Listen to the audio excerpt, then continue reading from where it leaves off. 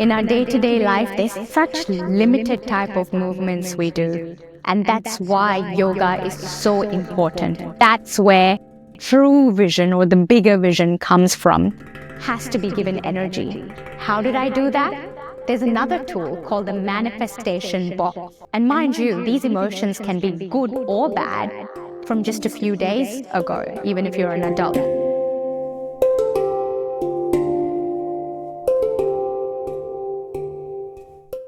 Namaste. My name is Praveena Lakshmi-Durai, and I'm the founder of Yuga, where it's all about you.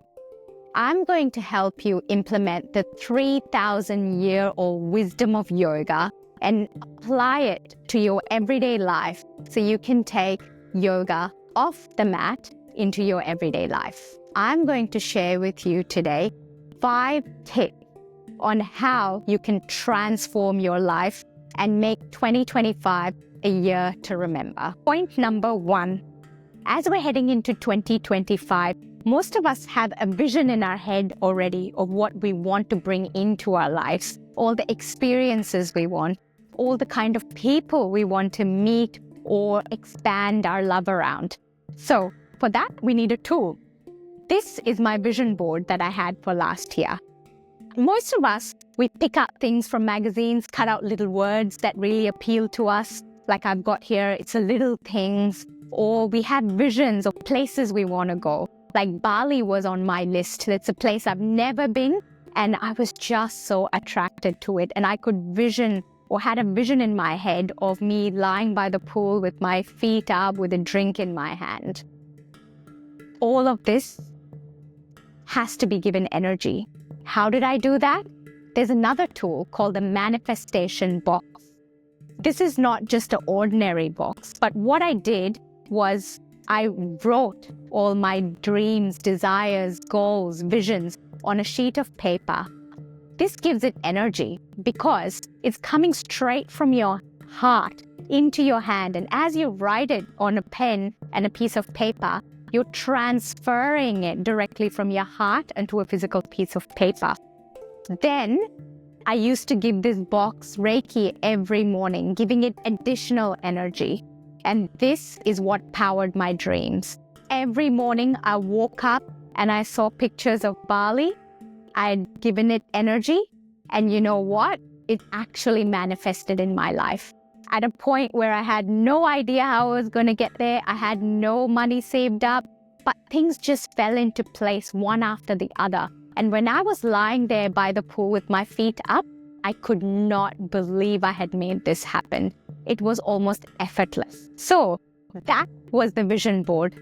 Now let me show you the pro vision board, which is the 8 limbs of yoga. Vision board has us limited to certain boundaries. But through the practice of yoga, it makes us limitless and just crushes all those boundaries and expands our vessel.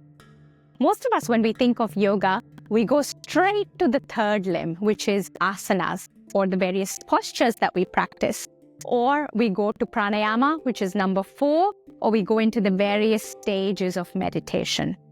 But to get the whole big effect of all of this, we need to start with the foundation, which is number 1 and 2, which not many people know about.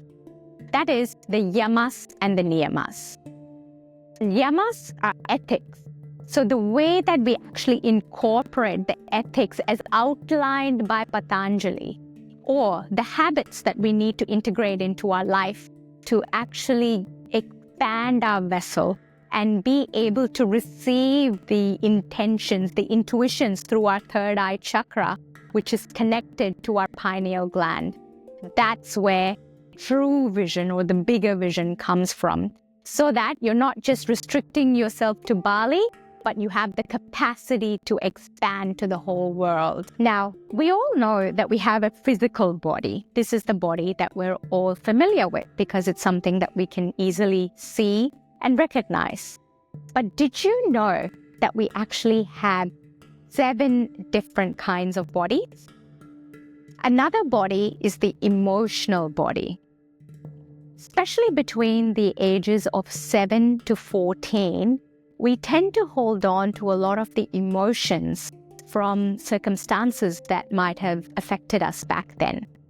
But it's not necessarily from your childhood. It could even be an emotion that you're holding on to. And mind you, these emotions can be good or bad from just a few days ago, even if you're an adult. That's why inner child healing is so important, so that we're not holding on to these various emotions that's in our aura, in our emotion body. We need to process them and release those ones that don't serve us. Let me give you an example. A client of mine came to me and she just brought up in conversation that she was about to go to New Zealand the following week on a holiday. But her body showed signs of nervousness. So I asked her what was going on. And she explained to me that though she was excited to be seeing her family, she was also extremely nervous of having to go on a flight and travel on a flight to get to see her family. She couldn't explain to me why. She just had all these negative emotions associated with boarding a flight and being up in the air in an enclosed flight. When we did a bit of inner child healing meditations with her, she was then able to address her fear straight on. And she remembered an event that occurred when she was a child, when she had an irrational fear of flying, because she had watched a movie in which a plane crashed literally the night before she boarded the plane to go on a family holiday. And she has been holding on to those emotions all of these years, which is why she couldn't explain why she had all these negative associations with flying. But once she remembered that event, she processed all those emotions, released it out of her body, and actually saw how silly it is now that she's an adult and she's still holding on to those fears. She was just able to heal herself. And I actually got a call from her from the airport saying how this time she had no fear of flying. So it's all these little things that if we process and release, we can change and improve the quality of our lives. The fourth point is your gut health.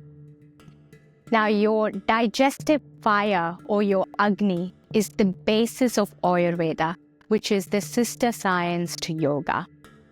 A lot of the chronic health problems have their links to gut health.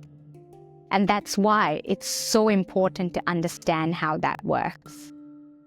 Yoga and Ayurveda are complementary medicine sciences.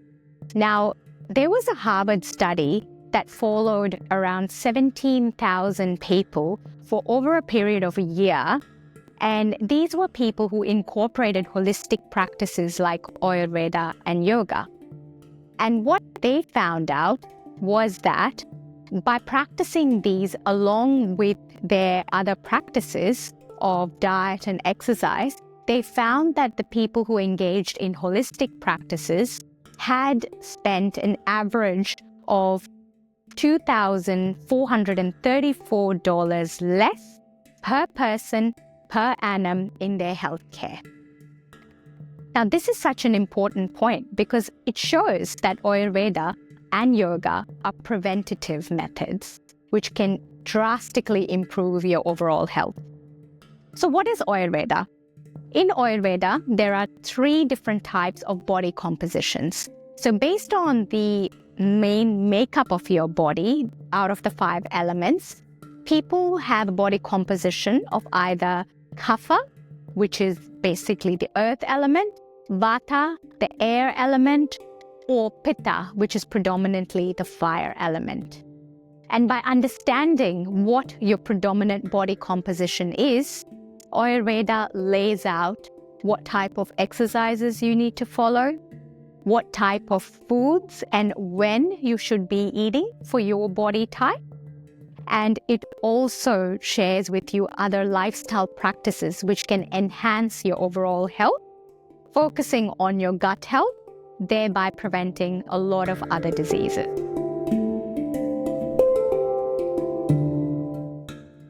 This is the posture that most of us spend a lot of our working day in. This develops what is known as the hump neck, when you get a little hump on your neck. Let me show you 3 ways how to reverse and fix it. So stretch yourself out on the yoga mat, belly down, and the first posture, we're going to place our palms down on the mat and just lift our neck all the way up and then all the way down, tucking our chin to our chest. And keep repeating that 10 times for 3 cycles. Then we have posture number 2, which is lying down flat and then turning your neck side to side. So for this one, we're going to place our palms facing upwards, flat on the mat, and just turn our head from side to side so it's 90 degrees, stretching our neck out in all spatial directions. And pose number 3 is coming up on our knee into the child's pose, stretching your hands out, bringing your palms together and lifting it up and over your head. And just hold there for 10 seconds. So try these every night before you go to bed to reverse the effects of your hump neck. As you saw, in our day-to-day life, there's such limited type of movements we do. And that's why yoga is so important, because it gives you the full range of movement and it helps us find joy in our body and actually embody our true selves. So let me show you all the different kinds of planes of movement that yoga can help us with. So there's flexion, extension, whether it's of the arms or even of your legs. You're working all your joints through yogasanas. So we've got our neck movements, shoulder movements, hip stretches, knees, ankles, as well as wrists in all different planes of movement. And then we've got all our leg stretches in all directions. We've got our balance if we go into the dancer pose. And not only that, if we ever fall down, we work on our squats so that you can bring yourself back up gracefully.